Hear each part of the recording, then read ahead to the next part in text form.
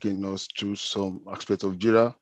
JIRA is quite wide, so you can't do everything just in 30 minutes. So I just prepared just some few touches. I'll take an overview of JIRA.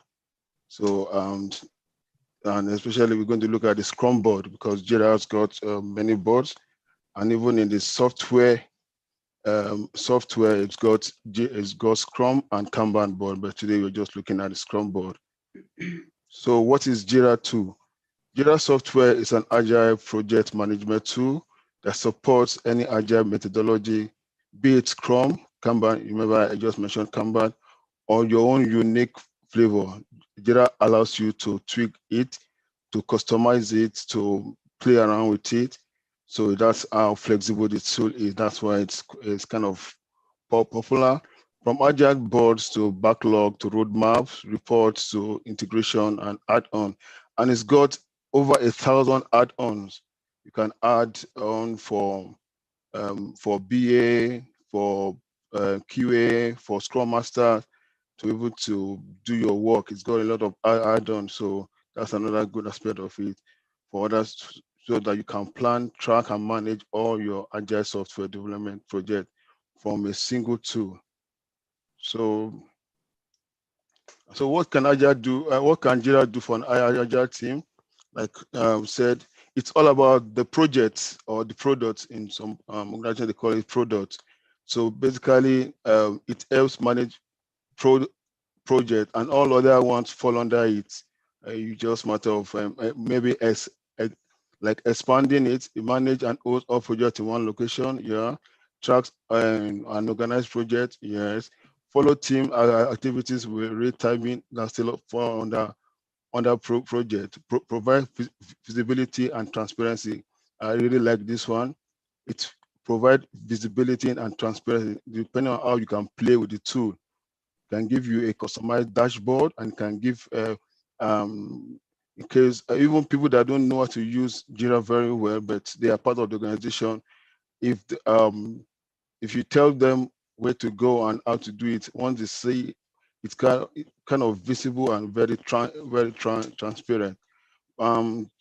So for today, I'll just be using this to run a quick run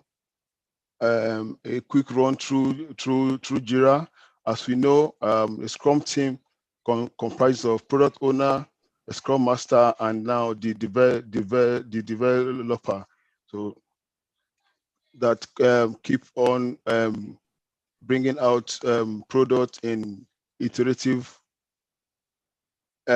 sprint. So they use JIRA to run their board. So I'll just go over to JIRA because it's supposed to be very practical. So here,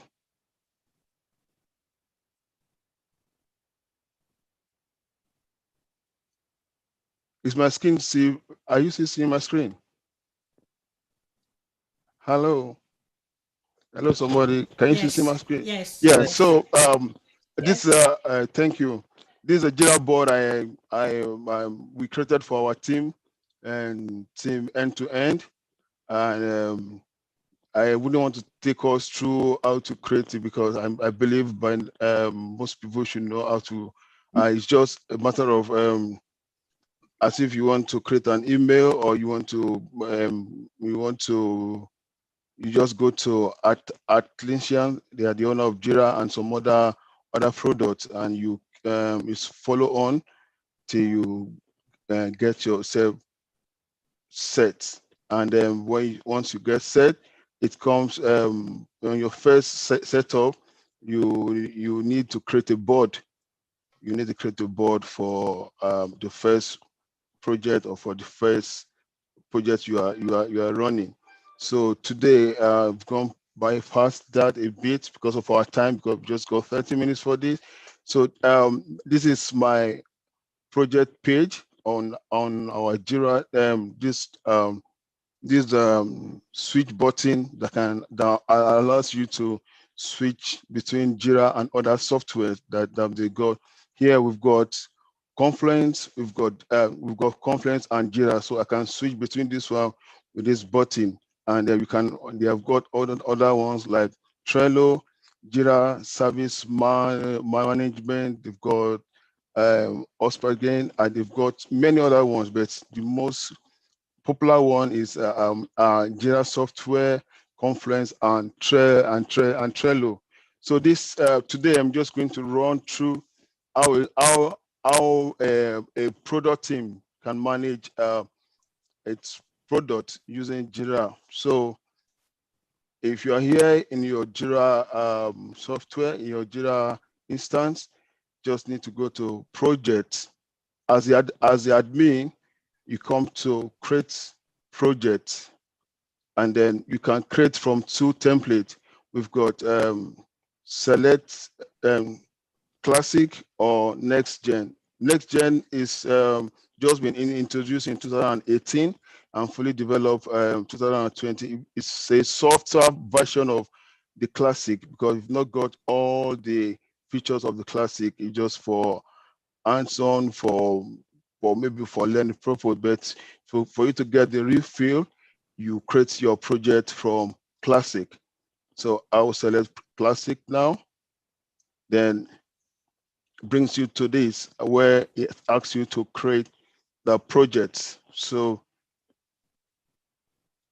for that, we're going to create a project named JIRA Training for Blue Sky. So I have here JIRA Training for Blue Sky.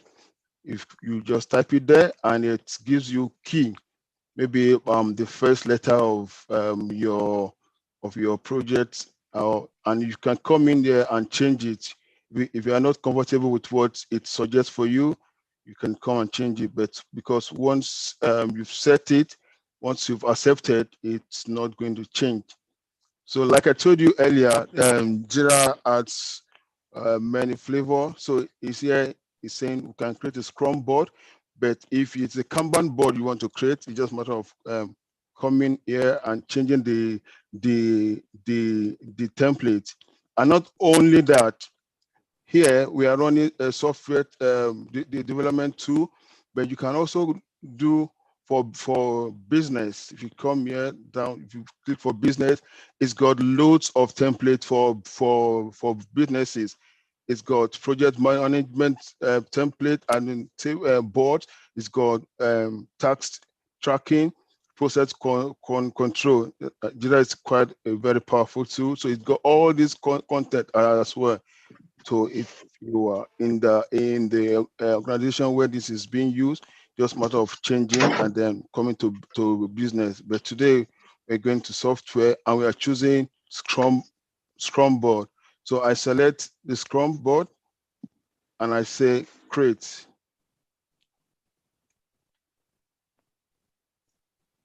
Right, so that's my Scrum Board created, and it comes like this. One of the major difference between the Scrum board and the Kanban board is this active sprint.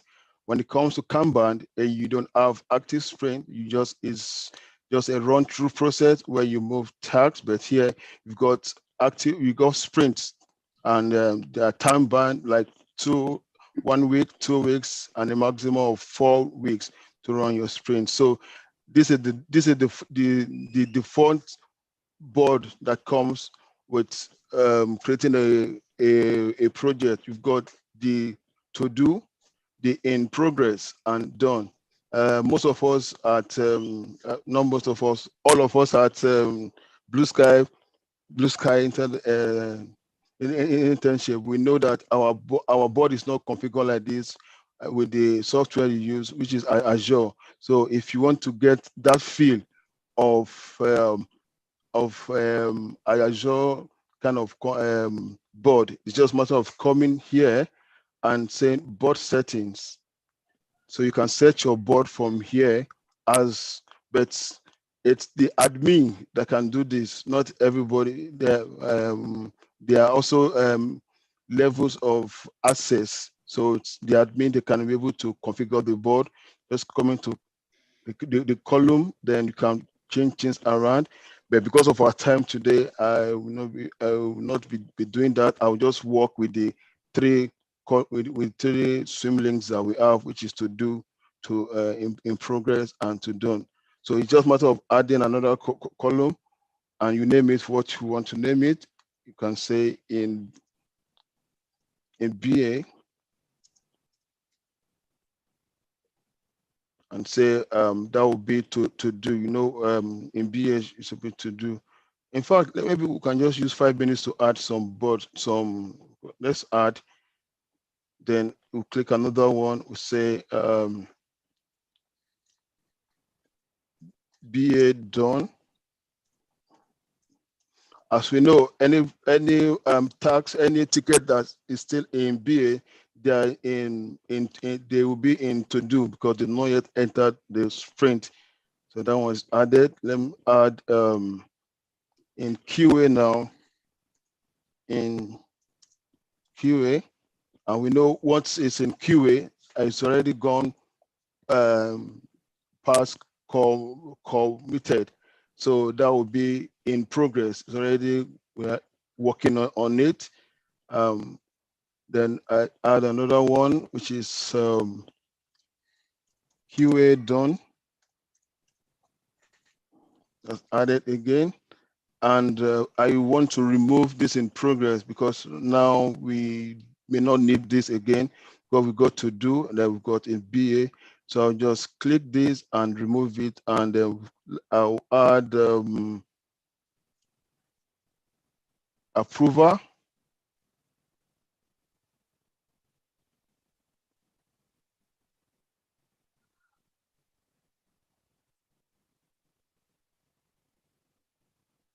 Then I'll add committed. Committed will be in progress. Then we have our done. So we can as well rearrange. Here comes to committed. Here comes to approve. Then we know we are missing some, but just because of our time. So we have to do in BA done, approve, committed in QA done, and move to done. So if that's okay, if that's what we want, we click back to board. So that's our board set. So like I said, we are running through this. So now we are going to create our product backlog. We're going to create our product backlog. So now we have our board restructure for us. That's what I said about JIRA. It's so flexible. You can customize it. You can tweak it your way. So now we're going to have, we want to create our product backlog item. And as we know, as a Scrum team, the product backlog belongs to the, can I get an answer? Who owns the product backlog? BA. Product owner. Product owner, thank you. The product owner owns the product backlog. Thank you. So he needs to come here and do what he wants. But he's being assisted by the BA as well, and also the Scrum Master and in fact the whole team. But at the end of it, he's accountable. If it's accountable for the product backlog, even though everybody is helping him, but him or her, he is accountable. Whatever happens there and anything, so he needs to say, he needs to be conversant with it. So, and in JIRA, the JIRA is flexible to that extent. You can create product backlog item from virtually everywhere you are. For example, you can create from this blue button up here. You can start your product backlog item, your backlog from here, or you can click here, then go in, or from here as well. You can start from Epic. So for this demonstration, I'll start from here. So because of our time, I'll just click. So you can create a tax, you can create a story, and you can also create a bug. So if I come here, press enter.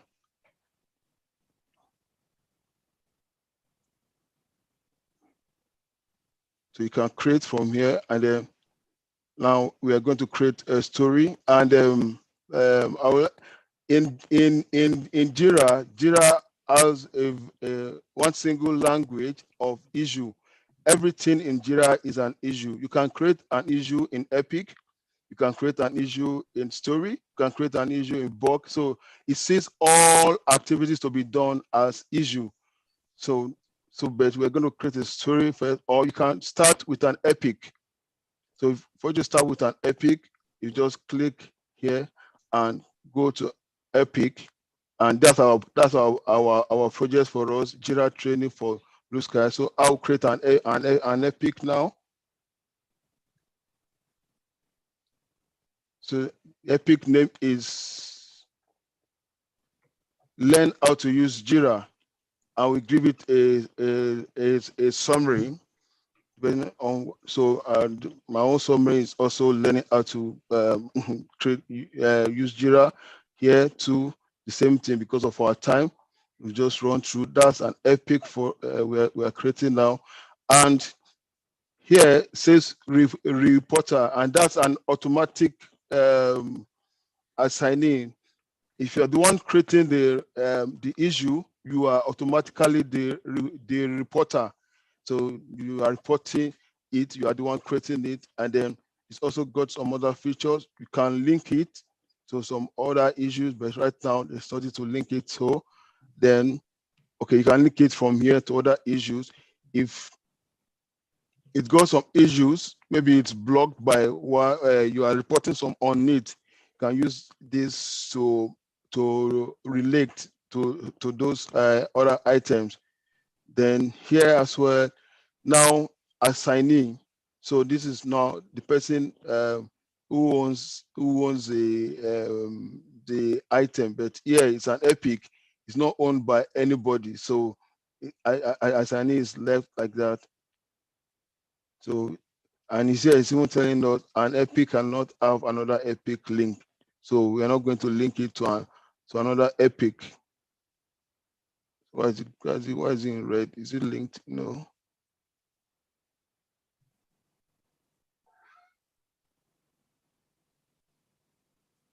So we are going to create. If you have more than one to create, you can tick this box, so you could just create them simultaneously. So create that. So that's our Epic created.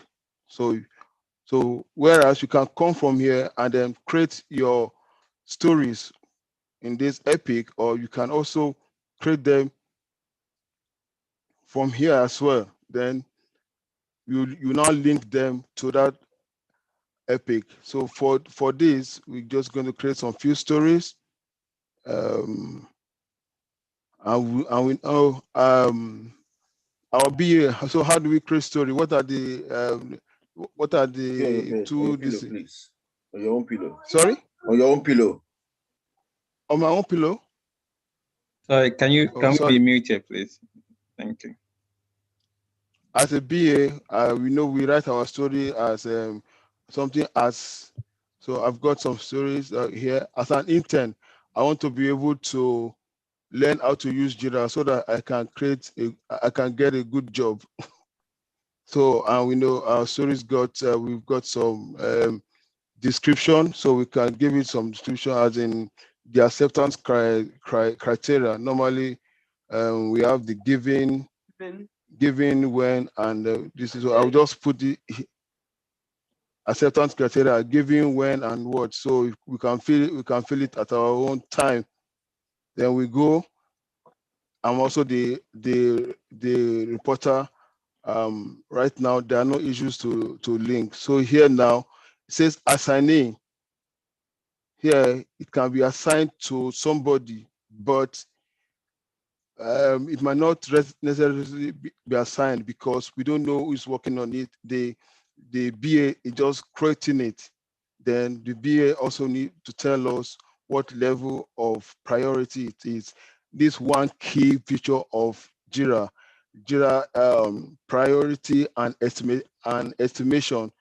It takes real cognizance of those. So depending on what it is if it's of high priority to us, we give it as it is. So maybe we put I label in case there are other tags or other issue in this category. Like for example, learning how to use JIRA. Maybe there have been some other issues that have been created, or there are some other section that have gone. So we can put them all together. That's what the label is all about. But right now, there's no label. So now we've got an epic that we can link it to. So we are linking it to the epic that we just created. Then here, because we've got some other issues other stories to create, I've ticked this box. So, and then I create this one just now. It comes up for me to create another one. Look at the one I just created up here. It's shown that that one's been created. So quickly, I'll just create another one for us. So that as a Scrum Master in Blue Sky, as a Scrum Master in Blue Sky, I want to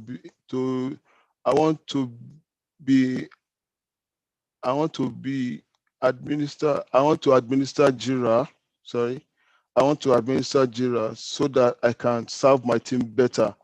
So also we've got the acceptance criteria for that.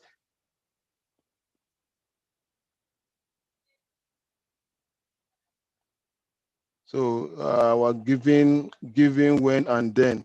So also give it level of priority, either high, medium, or whatever. So we take it like that, and then is linked to the epic that we just created as well. So we create that one, and I will quickly create the remaining 3 that I have got here. Because of our time, I'm not going to, that's why I've created them. I will not be, so as a Scrum Master, I want to be versatile in the use of JIRA so that I can coach. As a Scrum Master mentor, I want to be versatile in the use of JIRA so that I can coach interns. So also we have the acceptance criteria.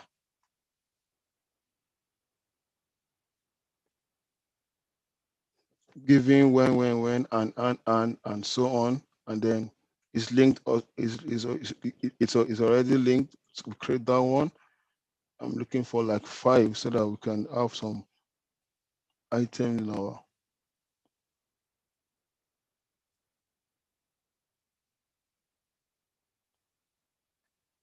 So this is as a QA in an Agile team, I want to learn how to use JIRA so that I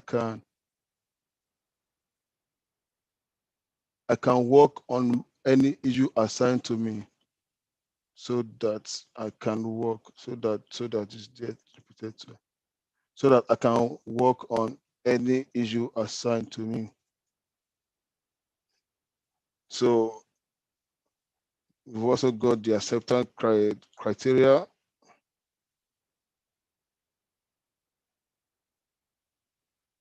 And then we create that one as well. It's medium or high. We will give it high. I will create that one. Then another one is for the BA story again. As a BA, I want to be conversant with JIRA so that I can create stories and requirements for my team to work on. So also we've got acceptance criteria for that. So we'll just copy and paste here. And it's already linked to our epic, and we can give that one medium. And then we create, and I will do the last one.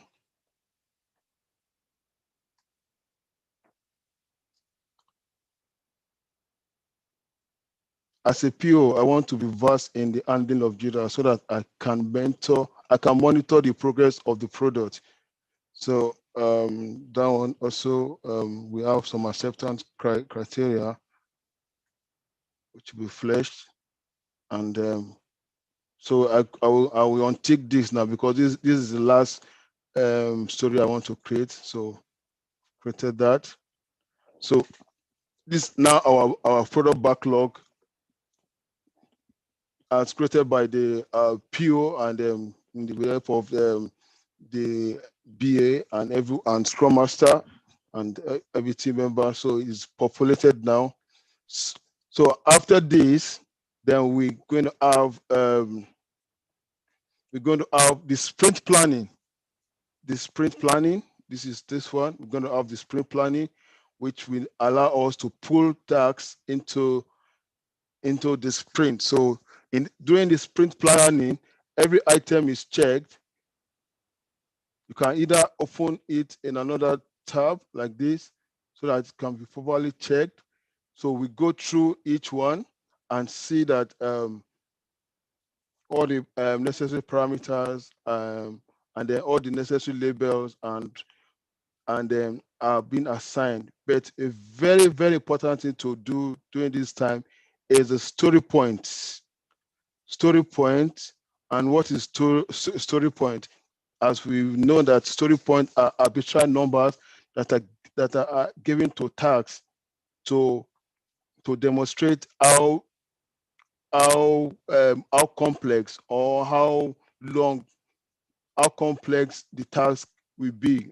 The task seems to be. That means if the task is deemed to be very complex, it gets a very a higher story point.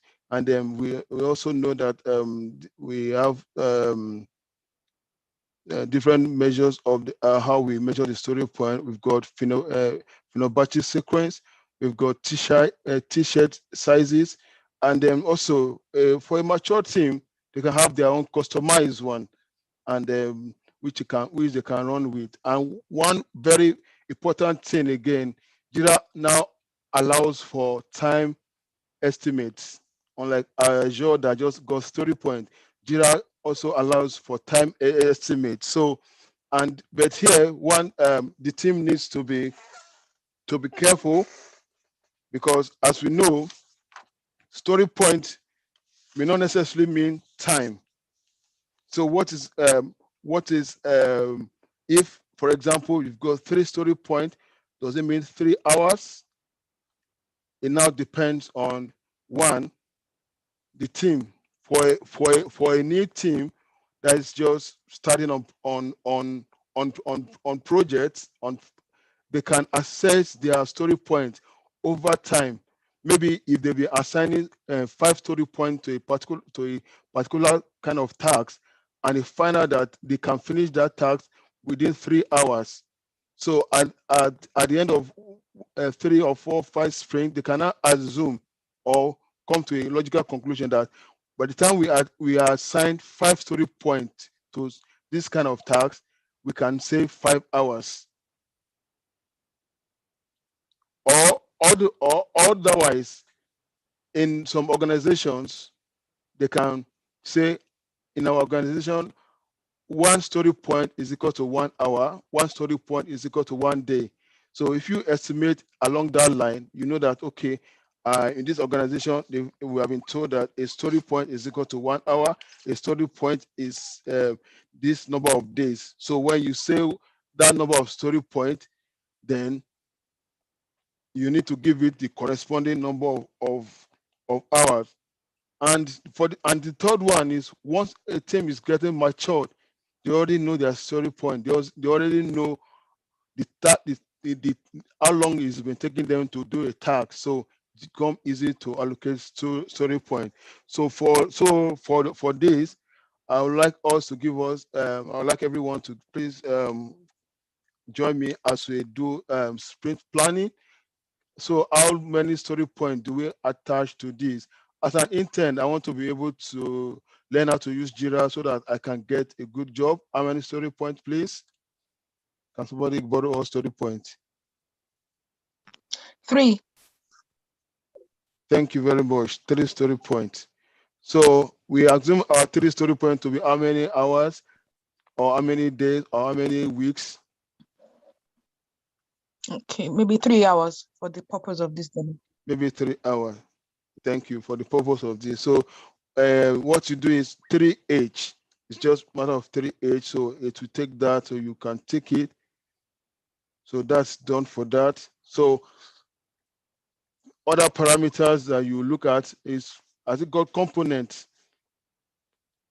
If it has got components, you attach the component. By the time you click this, you say the component. Components are like unique identifiers that identifies the tags. Then fixed version that will come later. That's when at the end of the whole sprint or at the end of subsequent many sprint, when the product is being released, so they will be grouped into a version. That's what that what that means. And then over here we've got comments. You can write comments to update everyone what's going on. And you've got history. This one is very useful for the Scrum Masters. This history tells you everything that is happening to this ticket, to this tag. No one moves anything there that is not stamped here. No one does anything that is not shown here. So for Scrum Masters to see all that is happening to this ticket, it's just a matter of coming to this history, and then you see everything, when it was created, who created it, who has worked on it, who has moved it, who has done what. Then we as QA, BAs, and everybody, as work is being done on it, we need to impute the work. So because of our time, I'll quickly go back to the remaining one, then we'll just do them from here. So you can open them in another window, or you can just click to open them by the side here. You open by the side, or you can, if you click here, it will open in another window, or if you just click within, it will open by the side. So because of our time, I will just, please, can you give me story points? Let's make it interactive class 5. Thank you. And we say it is I, then other fields. So it's 5, it will be 5 hours. So that's done. Then this other one. So what normally happens is that when the PO is leading the sprint planning, the Scrum Master will have the board open as they are making use of as they are doing this planning, and they agree on the story point.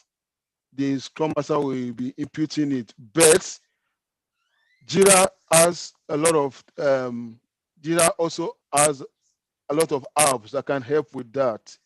I thought I downloaded one. It has a lot of apps. So if you just go up here, I want to use this side. If you just go, there's an app here. So find app and say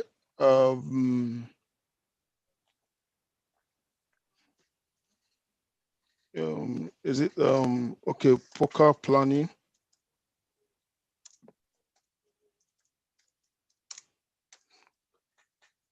So I'll just take this one and I will try it for free. I just put it there. Though we're not going to use it today, but I just want to show you that it's got a lot of apps. As you can see, it's got so many apps, over 1,000 of them that we can use.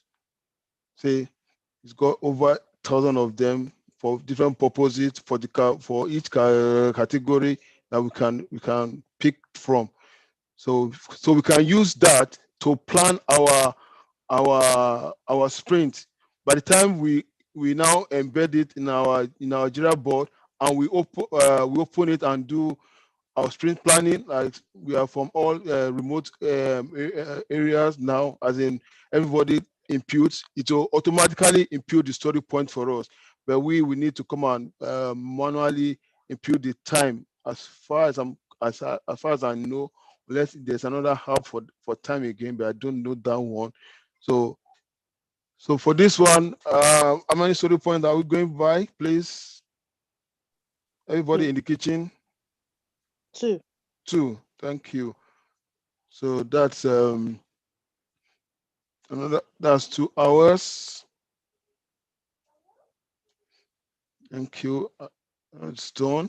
Then I think that's the third one. So this one, how many story points? 2 again. 2 again. Thank you. So we go with 2, and then we go with 2 hours. 2 hours is just 2H and it's done. Then this one, we go. So how many story points? 3. 3. Thank you. Then we go 3 hours. That's 3H. It's done. Then the last one.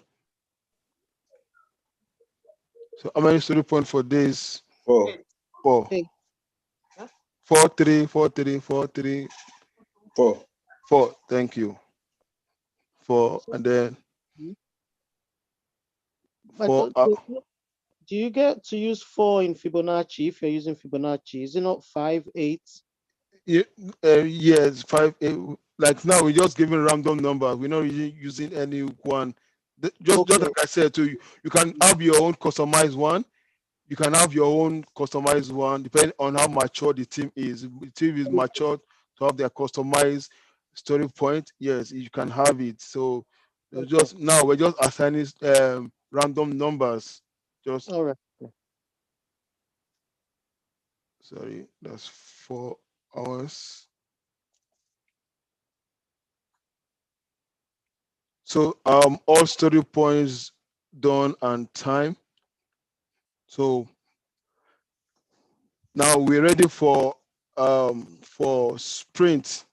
We've done we've checked our stories. They are in order. We've checked. We've given this the story point. We've also assigned time as allowed by JIRA. So what we need to do now to start our sprint is come to this blue button. Then we click create sprint. So when we click this create sprint, that's our sprint space open for us here. You can see plan your sprint as a team. Agreed on what works need to be completed and drag these issues to the sprint. So one thing again, in order of priority, it is assumed or that the item at the top are the ones with the topmost priority. But with that again, the team needs to be conversant with what method they are using. You know, we've already put priority here as well. So if the PO is conversant with arranging stuff like this, they can be arranged. So we know that the ones on top are the ones that are going in this next sprint, or the ones so it can be arranged like that. So we just drag our ready item, our ready story into the sprint like that. We drag them. Should we drag all, or we should leave some for PO? Leave some. Okay, let's leave 2 for PO for now. So we have 4 stories in our sprints, and it's here. So we can see 4 issues. So we've dragged 4 issues, and then they have total estimate of 10 story points.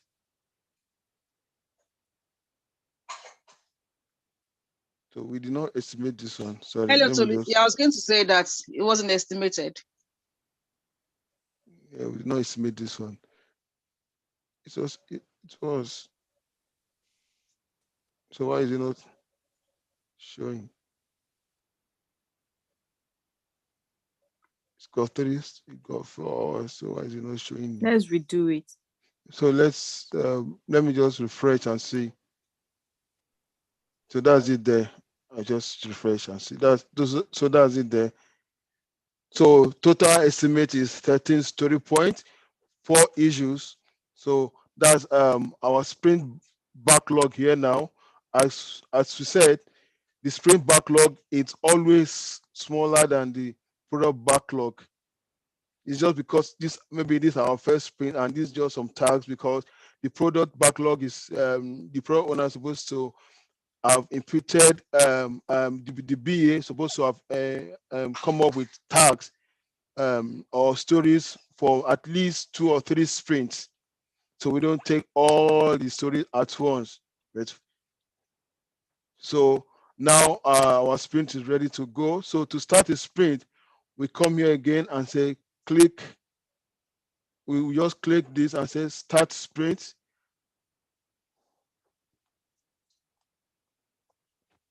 So we just click it. So, and again, JIRA allows us to customize. And we know sprint normally runs for 1 week, 2 weeks, and then one maximum of 4 months. Sorry, 4 weeks, 1 month. Because if the sprint is getting too long, it's not going to achieve, and if it's too short, people might take it for granted. So that we can customize and we can have our 1 week sprint, 2 week sprint, 3 week sprint, 4 week sprint. So for this, how many weeks do we want? 2 weeks. 2 weeks. Thank you. So put our 2 weeks. So normally it's calculated for automatically, but you've got the right to check again to see that it's what you want. You can change it. JIRA does not recognize weekends. It doesn't work. It's just the working days, Monday to Friday. But you can also customize that one again for it to recognize weekends. So we say 2 weeks, and that's from 25th to 8th of April. We set our sprint goal. Our sprint goal is to learn. Sorry, that learn is how to use JIRA. So that's our sprint goal. Then we start our sprint with this button again. Right, so that's our sprint backlog now. And then, so all items, we know that for the sprint, it will be in BA done. Then move to commit all our items. Then the QA start to work on them. So, but in JIRA, once an item crosses, once an item is in progress, you need to start logging your time. If you come here to work on it for one hour, you need to log in that 1 hour and say, I've worked on this task for 1 hour, and you state what you have done. I have gathered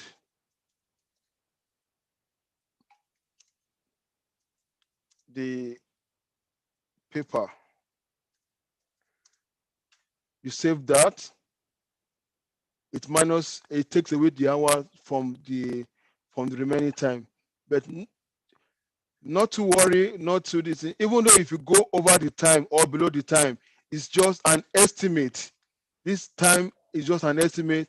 There's no worry to say, oh, we are running over time. If that's what it takes you, then for subsequent sprint, you now know that, okay, for this, we have overbooked or underbooked. So you don't need to say, oh, I've worked on it for this one. It's taking this long. I was telling us about the estimating tool. So it's here now. So if you wanted to estimate it using the software that I just, so you just click this one. So everybody will run their estimate. So that's the app I just uploaded on it now. It's showing here. So like I was saying, every time that's the item is being worked on, we need to log in the time. Then now it's supposed to have been assigned. So we assign it to a member of team. I assign it to one of my team member. I assign it to Abbas. That's that one. Then again, at this point, there needs to be an evidence of work shown or of work done. So you need to attach something. You need to attach what you have done so far. So that in case, because it's a transparent board, it's a board for everyone. In case the PO comes and check, and you've moved the item into, you've moved the task into in progress, it needs to see an evidence of work done, because that's what the company is paying for, not just to move the tax. So we need to see an evidence of work done. So you can either attach directly from your laptop, from your remote end, or you attach a link either from website or from Confluence. And you can also create a soft tax. For me, maybe you find out that this tax is now too heavy, too much for us to finish in the time that we have this, and you want to break it. You can now create a soft tax. But I've been told that this soft tax usually affects burn down chart. I've not been able to confirm that by myself, but it's just been told. So, and then when you now finish to work on it, you say, okay, I've logged in my remaining 2 hours, and I've done blah, blah, blah, blah on it, and I've saved that. So, oh, did I say it was that two minutes? So I log in 2 hours and I save it. So you say the yellow line is gone over it just by 2 minutes. That's why the yellow line is showing. So that task is completed on that one, the time. So you move it to done. It's only when you move it to done that it will now reflect on the burn down chart. So also for others, when you work on them, you move them to done. You move them to done like that. Because of our time, so we need to complete this sprint now. Is there any questions so far, or maybe we'll leave it till the end of the whole show? Just rushing through because I've spent over 30 minutes. So, and then in JIRA, you need to physically come to complete your tasks. So this button here, you complete your tasks by clicking the button, and it tells you the breakdown of the item on your board. It's now telling us that 2 issues were done, 2 issues were incomplete. It will now ask you, where should I move them to? Should I move them to a new sprint or the backlog? So for this show, where should we move them to? Backlog. Backlog, because so we move them to backlog. We now say complete sprint. So that sprint is completed. Straight, it takes you to the report for that sprint. That's one good thing with JIRA. It's got a lot of reporting tools. So we start from the burn down chart. It's got burn down chart. It's got burn up chart. It's got so many of them embedded, and then other ones that if you don't find there, you can as well source them from market. So it's got a lot of tools that you can customize and you can view to give you a report. So that's our burn down chart now. Like I said, JIRA does not recognize weekends. So you see these gray areas, those are the weekend. These 2 gray areas here, they are the weekend. If you say show none, if you ask it not to show, to be a straight line.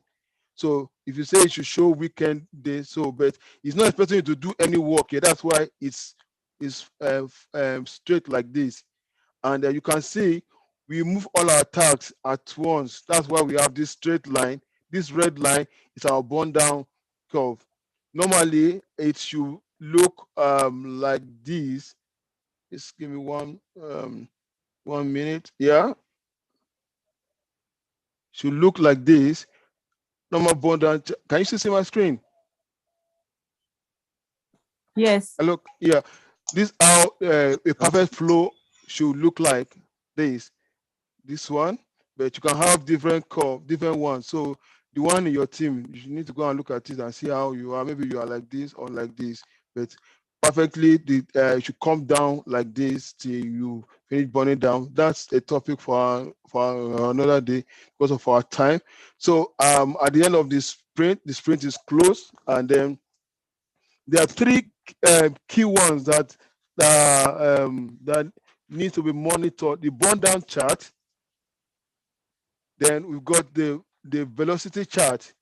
But the velocity chart, see, we committed, it shows how many items we committed and how many we were able to complete. we said we were going to do this, but we did this. So it will continue to calculate for you like that. So you can now calculate your velocity after 3 sprints. You can now say, okay, for my team, we've been doing this for over and over again, and we know that, okay, this is what our velocity looks like. And again, it has sprint report. Sprint report, those 3 are very paramount. The sprint report, the burn down chart, and the velocity. And also 2 concepts, the priority and the estimation. JIRA does not joke with that because, and of course, we know those are the elements in team, priority and estimation, so that we don't overestimate, we don't underestimate, and then we don't get worn out, or we don't get underutilized. So after that, we've closed the sprint, and then we will have been doing our daily stand-up. We will have been reporting on what and giving our what I did, what I'm going to do, and then till we now burn down to this, and then we've got a sprint review and retro after that, after having deliver an iterative product. So with that, I think I'm rushing to the end. So after you've seen your this, you can now go back to our product backlog and see. So you see the items that were not completed that we told to come back, they are now here again. So you can now start you can now go around again and then start another sprint, then go again in the circle like that, and then burn down. Thank you very much. I know I've overshot my time. Hope I was able to deliver some value. Thank you, everyone. Thank you. Thank you very much, Tolu. Thank you. Welcome. Thank you for your presentation. Thank you. Tolu. Well done. Great presentation, Tolu. Thank you, Tolu. Thank you. Thank you. Thanks, Baba. Can we ask a Thank you. question? Yes, please. Thank you so much. Tolu, there's Any a question please? in the chat box, which Okay. is what I wanted to ask as well. All right. Chat. Where's the chat now? I can see participant. I can't see chat. I can read it to you. Okay. How does the QA create their test case and also create bug in JIRA? So, like I said, you just need to go here and say QA, and then you search. There will be tools for QA here. So many of them.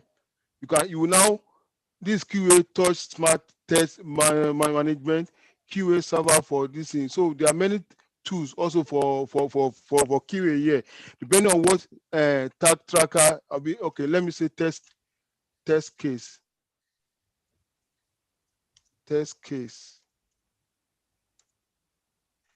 So you can have many tools. You have many tools here that you can just download.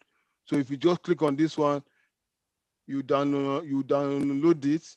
But some come free, some come with a price. So if you download it, you can now the QA, they know the tools that they use, so they will now collaborate and use it. But every tool is as in this over 1,000. So you must, just like we have in Azure market, so also we have in JIRA.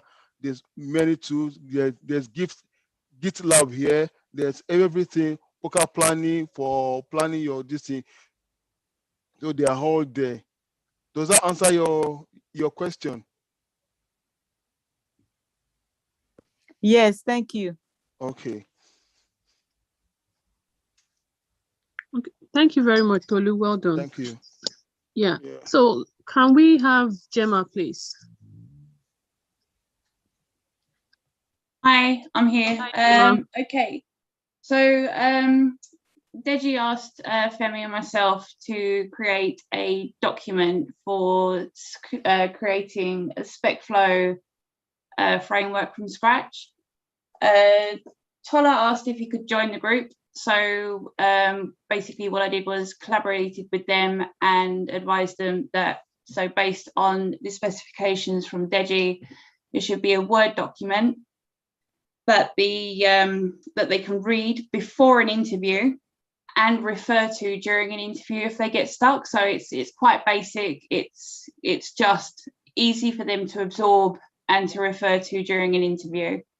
So Femi is going to start off with sharing his screen, and then they've decided between the two of them which sections they're going to cover. So Femi, if you'd like to share your screen and start, please. Okay, I'm trying to share my screen. Okay, so Tolu, can you start? Tolu, can you stop sharing, please? All right. Thank you. Okay. Yep. Yeah. Good evening, everybody. Can you see my screen? Yes. Yeah. Oh, good evening, everybody. The presentation is going to take twofold. After I present one side of the slides, Tola is going to come and present his own. Then after that, Tola will hand over to me to do the completion. But today, what we want to present is the specs flow framework, how we can set up our framework from scratch. And the question is, what is really a framework? I would say a framework, specs flow, what is really a specs flow? And why do we need specs flow? I would say specs flow is a testing framework that supports BDD. And it helps us to define application behavior in a very plain, meaningful English text called Gherkin. So because in a development team, there are a lot of people that are working there, developer, BA, QA. Some of them are technical, some of them are not technical, some of them are non-technical, some are technical. So in order for everybody to be on the same page, it is best for us to adopt this Gherkin language where we can write our application behavior in a very simple way that everybody will be able to understand. And the question is, why do we need to automate for the first instance? Why don't we do it manually? And one thing is this, there are things we can't do manually. Like for instance, there are test cases or there are work that are very repetitive in nature. Humanly speaking, if you try to carry this out manually, it's not that it's not possible, but you will discover that it is very prone to errors because it's very repetitive, and then you just have to, as a manual tester, you'll be making silly mistakes. So it's better for us to automate it. And then what about when you are carrying out a regression, a very complex project, and you are carrying out a regression, it's good to automate. And a test case where you are going to use a lot of test data, you can automate as well. There are a lot of things that we can automate. That is the beauty of we setting up specs flow framework from scratch. For the fact that I know some people are here, they don't even know anything about testing, I'm going to make it a little bit simple so that everybody will be able to understand. But pardon me, it's a bit technical, but just carry it along with me. If you have any question at the end of the presentation, you can ask. Now, for you to set up your specs flow, I believe you will have installed your Visual Studio in your computer. That's the first thing, because we use Visual Studio in this case. So you have to set it up and install it on your PC. And then after then you can add your specs flow as an extension. The reason why we use it, I will explain that. I will explain that later while I'm presenting. So if you want to add your specs flow to your as an extension to your Visual Studio, there are things that you need to do. You go to your Visual Studio and then you select tools. So as you can see in my diagram here, when you select tool, then you go to select extensions and updates. When you select the extension, what you are trying to do is you want to add new extension and new features to your Visual Studio, and that's the reason for the extensions. So when you click that, the next one is, you can see here, extension and update. You click that, and then let me go to the next one. So from the menu in your Visual Studio, try to switch to the online search on the left, and I will show that in the screenshot that I attached to this presentation, and then enter specs flow in the search field at the top, and then you click download. In other words, for you to understand it better, for some of us that are not really technical in nature, or what I'm presenting looks like as if we can't imagine it. It's here, what I'm saying, it's here. You just come here to online and make sure that you switch to online. And then in a search box here, make sure that you type spec flow. Automatically, the spec flow for Visual Studio 2017 will come up, and then you just click download. Then it begins to download. It's as just simple as that. Then after download, try to close your Visual Studio. And once you close your Visual Studio, there will be a dialog box. I tried as much as possible to capture that and put it here. A dialog box that you will see it VXIX installer. It will be displayed. But one thing is this, because as I'm presenting this, I will be telling you some of the mistakes or roadblock that you can encounter, which is not, but it's just that you need to be very careful. So while your Visual Studio is being displayed, you won't see this dialog box. But that is why I say you have to close your Visual Studio for you to see this installer, and then you can bring it up. And then make sure that your VSI installer is completed. Make sure that it's complete. Don't just click anything. Don't end the task. Don't click cancel. So when it finishes, then you will see a box that will appear on your screen that says modify. Then you click on modify. So when modify action is completed, then your Visual Studio should automatically reopen or restart itself. But if it doesn't, then you have to do it by yourself. For the extension to complete, so you have to restart it by yourself. So after you have done that, the modification, you will see the modification says modification complete. That means properly complete. You must see this message. If you don't see this message, the next time you want to add new features, you might not be able to do that in the future. And that is why when you are setting it up, you have to be very, very careful. Make sure you see this modification complete. So the next step is that you want to create a new project. If you want to create a new project, in your Visual Studio, you just go there and then you will see file on top. You click on file, then you go to new, and then you go to project and search and select your specs flow. And then you click next and enter name of the project, and the location will be displayed. But I won't just read it for you, but let me just show it to you. This is what I'm talking about. You go to from file and then new, and then you go to project. This is file, new, project. It's very simple. If one can follow the step, the guideline, it's very straightforward. And then when you try to check the create directory for solution to create a folder that holds the solution. Then you check the add to source control to add the project to the team source control. So because later we are going to push our code into repo, so that other team member can access it. And that is why we say you have to check it and say source control. And then you click on create. So I've explained that. So, hold on. Okay. So after then, you come here and search for .NET framework. In this case, we use NUnit, but you can search for .NET Core 3.1. So in this case, but we use NUnit. You can search for it, and then you can, these are the names, which is the name of your project. You can write the name of your project, the location, and the solution. This one now is the create directory for solution and add to source control. Yeah. So, okay, now, for us to create our design architecture, which is the creating our folders in Visual Studio, you can create the folder by right-click on the project. That's why we say notes. Don't right-click on your solution.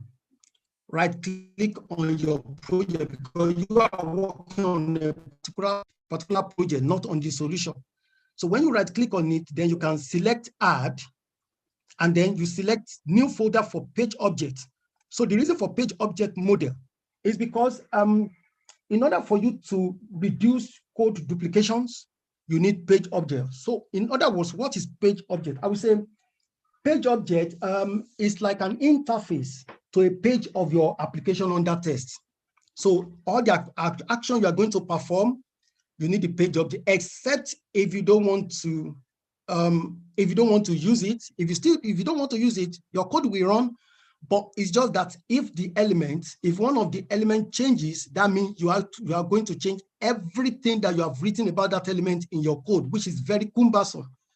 And it gives you more work to do. And that is why that page object model folder will be created. Apart from the fact that it prevents code duplication, it even improves in test maintenance, and it makes your code very readable as well. So the next one you are going to create, another folder you are going to create, is the test data. For the test data, you can create two other subfolders, that is test input data and test output data. For test input data, you have all your test data that you are going to use in that one. And then for test output, you are going to have all your screenshots, because if you automate, you have to present the evidence that you have actually automated your applications. And what is the proof? The proof is that you have to show the evidence. Like in manual testing as well, when you test anything, you have to take a screenshot to prove that you have actually tested that application, because along the line, something will definitely go wrong. Maybe peradventure something breaks, one functionality breaks that was working before, and then the developer tried to fix the bug. Along the line, something will definitely break that was functioning before. So your test manager or your test lead can ask you and say, are you sure you actually test this application? Yes, I tested. How are you going to prove to me that you have actually tested it? So the evidence is for you to show the screenshots and say, oh, this is it. When I tested it, this is the screenshot that I took. And that is the reason why we will need to create that test data for that. And then the last one is the test utility, the folder, utility folder. Utility folder is useful when you want to save your common components. That's for utility. The next step is for us to, anyway, this diagram show it, the screenshots here show it, that you click on your project and then you go to add the new folders. Then when you click on it, a new folder will be created under your projects. Then the next one is, let's move down, add SpecFlow Nugget Package Manager. It's just for you to click on the tools and then click on the Nugget Package Manager. This is the screenshot that shows that you go to your project and then manage Nugget package, exactly.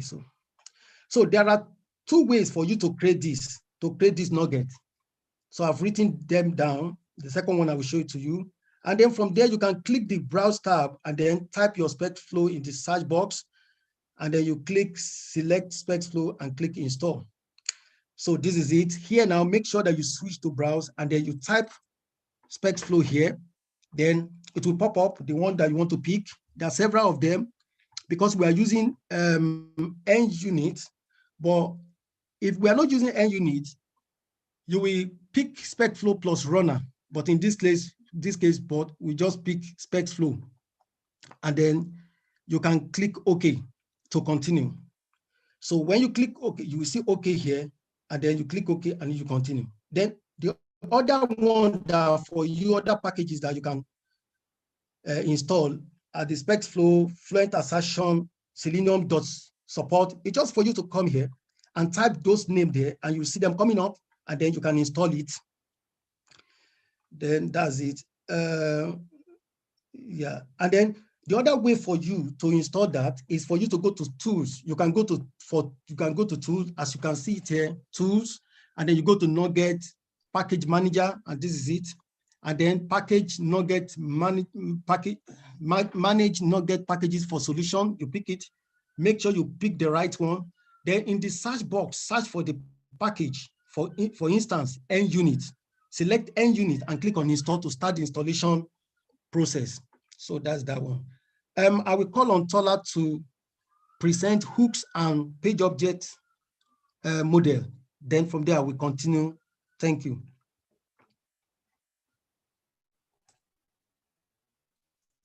Tola. So, hi. Now we go on to hooks. And when we use the spec flow template, the hooks class is automatically created having before future, before scenario, and after future. What you need to do is to declare and instantiate the Chrome driver and the driver quit or driver close. To add the hooks, you right-click on the hook folder, you click Add, you select New Item. From the dialog box that opens, you ensure that you locate spec flow on the left panel, select spec flow hooks event binding in the middle panel, rename it as webhook.cs. Make sure your webhook ends with CS, then click Add. Now, this illustrates the description and it tells you how to make sure that you put in your before scenario, your public static void, then your driver where you instantiate your driver. And then when you go down, so as one of the hindrances that you could face is when you do not get the right path of your Chrome driver. And when that happens, your driver will not work. So I'll move on to creating page object. Now to create a page object, you right click on the page object folder, you select add from the list, you choose class, you select class from the add new item page that is displayed. That is if not automatically selected. You enter your choice name of the class, e.g. searchpage.cs, and you click on an add button. And in summary, a page object model in Selenium WebDriver is an object repository design pattern. A Selenium page object model creates our testing code, making it maintainable and reusable. Yeah, thank you. I'll hand you over to Femi. Thank you, Tola. So the next one now is for us to create our first scenario. So for us to create our first scenario, you have to right click on the folder, on the feature folder. I want to say this, that your feature folder will be created by default, and your feature folder has a spec flow feature file stored. So there are about 4 folders that are created by default for you. You don't need to create that. It will be created by default when you are setting it, your spec flow up, when you are setting it up. The first one is the driver folder. The second one is the feature folder. The third one is the hook folder. The last one is the step folder. The driver folder, this one contains your browser and your drivers. And your feature file, which is the one that I'm talking about here, that you need to right click on it, that one contains your spec flow feature files. And then the third one is the hook folder, which one that I think that Tola has explained about that. That is where your codes are written. That is global. And you can call it, even if you create another project, you can call it, that's why it's global. And then the last one is the step folder, and that is where all your steps you generate from your feature files are being stored. So in this case now, if you want to create our first scenario, you right click on the folder, and then you click add, and then you click new item. And you can see it here. Here now, right click on it, you go to add, and then you see new item. Then the next step is the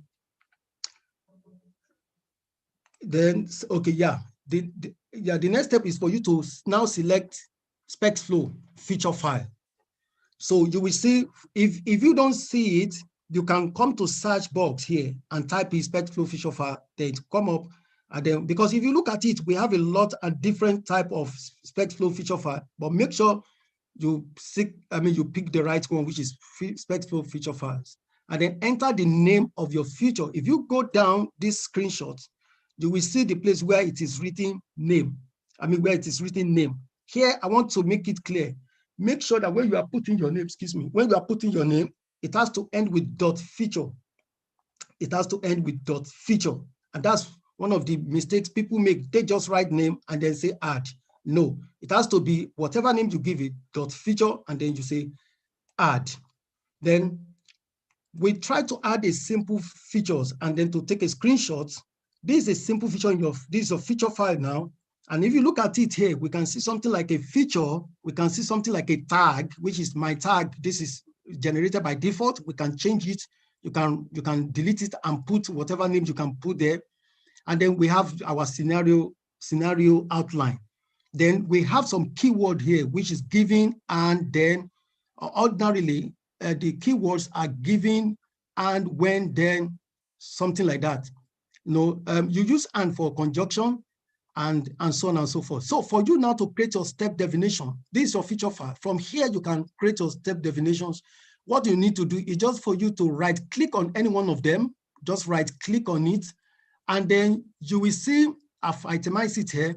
So when you right click on the first one, probably first one or anyone, then you will see so many options, but make sure you click or you pick the one that generate step definition. For the first time that you are trying to create a step definition, make sure that this is what you pick. There are a lot of them there. Other one will work, but for the newbies, I will encourage you that you pick generate step definition, and then you check one or more step to generate. This can be seen here. The moment you click that one, then you come here, you will see something like this box.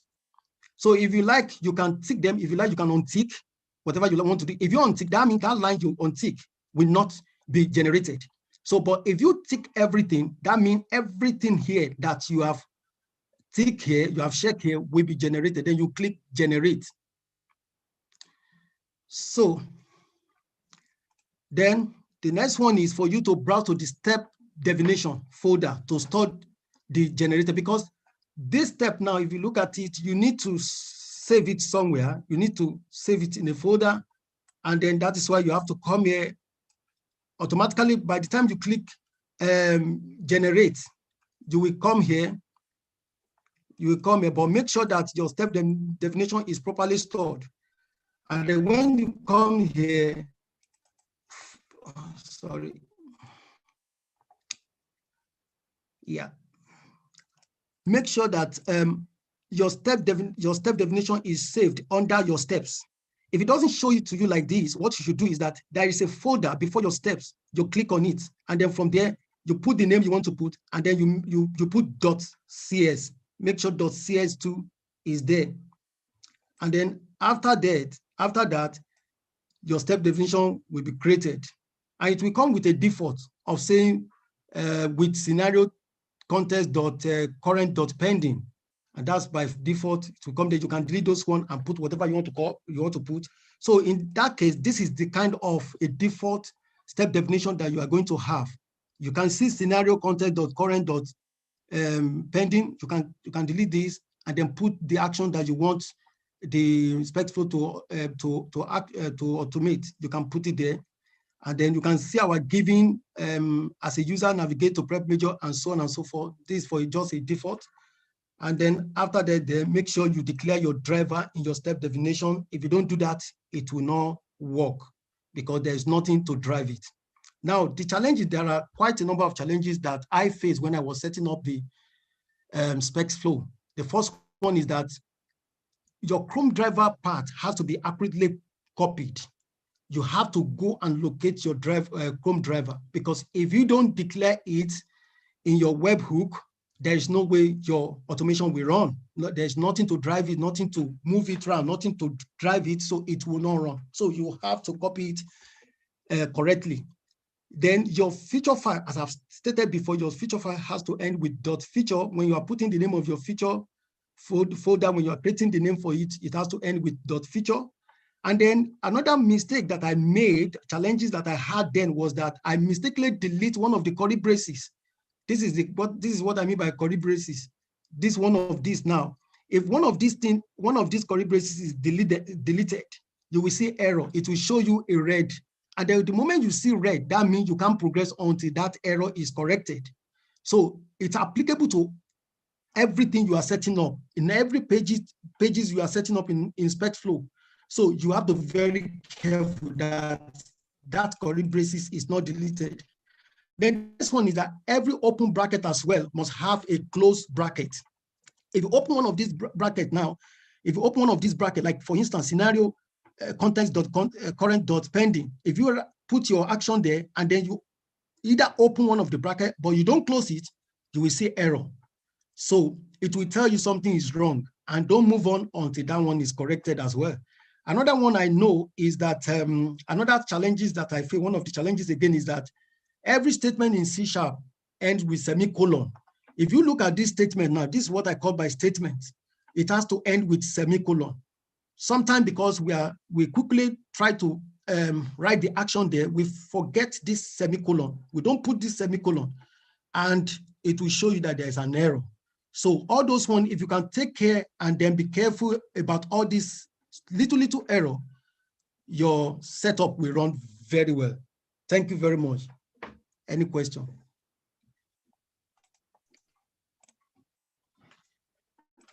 Well done, Femi. Nice one. Thank you.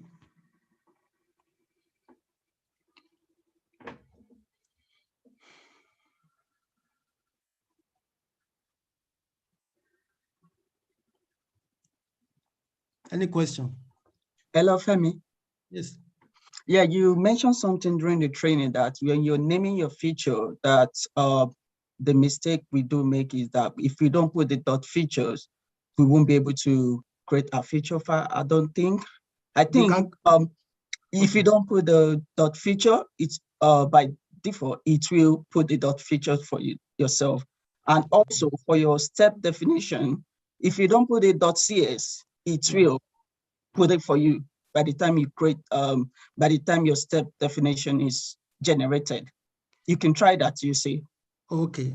What I did was, for me, I'm so much careful that because it creates a lot of headache if eventually you discover that, oh, dot feature is not there. So what I do is, for instance, if I try to like this one now, I put it by myself because I will say, no, I don't want any headache, so I will put it. So as you have said, it will work as you have said, but for me, I do it in such a way that I'm so much careful in running it because SpexFlow is very technical in a way, and if you make a mistake, that mistake can make you to start all over again. And I've seen instances of the people during this internship that their setup doesn't just work, and you can't locate the error. And what we advise, after we have tried and we have tried and tried, we'll start all over again. And it's a big headache, to be honest. So for me, I try as much as possible to ensure that everything are in place. As you have said, it may work. I mean, it may work. I have not tried before, but for me, I ensure that everything that needs to be there is there. And then my framework works. I've deleted my framework. When I watch what the PO did, I deleted it, then I deleted it, and I start by myself afresh to set it up because I really want to master it. So I did that, and I was able to do that, and I help other people to set up their framework as well. So that's why I'm talking from that angle. As I've said, it might work, but I've not done that before. Hi, Femi, welcome. Thank you. And also, Femi, for the purpose of this training, you mentioned something like NUnit, and you said something like about spec run and spec flow. When we choose the templates, spec run, spec flow, that is when we get the folder. We get default folder set up for us.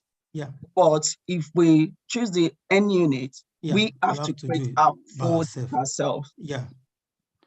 Yeah. Oh, well done. Well done. Yeah, thank you. I forgot to say that if you are using NUnit, you have to install so many extensions by yourself. But for SpexFlow plus Runner, automatically is installed for you. It makes life very simple for you. Whatever method, I know some people love NUnit because maybe that's what they were trained about, that's what they are trained for. So they love it.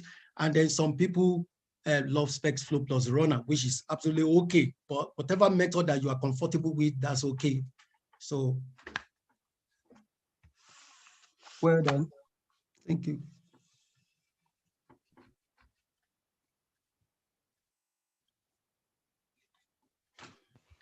Yeah, thank you so much for that, Femi, and also, yeah, everyone that's been able to do this. So I really appreciate you. So, and yeah, to be honest, I don't really know what I'm doing there. So as you guys already kind of take the away and being able to do this. So We're going to do this more often, actually. So maybe next month we'll come back again. So taking it from here, right? So there are also going to be Azure with pipelines. Also, we're going to look into Azure Devops as well. So when the time comes, so I think the person that's supposed to do it is not here. So we come back to that. So yeah. So thank you everyone. So from Tolu, Tola, Gemma, and also Femi for doing this. So and I'm not sure that anyone has got any question before we ramp up or we cannot close for today. If there's no question, I want to say thank you to everybody. So for those guys stay in the internship, we'll meet on Sunday where we're going to continue with the sprint basically, right? If you want to know more about the internship, so you can join the Telegram group. Just search for Blue Sky Citadel on Telegram and then send a message to the admin. To be able to let you know what it says and what we do at the internship. Yeah. Sorry, how do we join the internship as well? Like, it's not right now. It's not yet open. We normally do 3 months internship. Then after that, we take a break. Then we'll come back again. So we normally do like twice in a year. Okay, Or you have waiting list or something? Yes. How many people do you have on it? We don't normally keep waiting list when we are ready. Like in I think this is gonna be in the summertime actually, right? Okay. So we send the application out to everyone. Yeah. Okay, thank you. Yeah. All right. Thank you everybody. So have a good evening. Thank you for everyone that have been able to do this. Yeah. Cheers everyone. Yeah. Thank you, Mr. Femi. Please, can we get the slides? Thank you.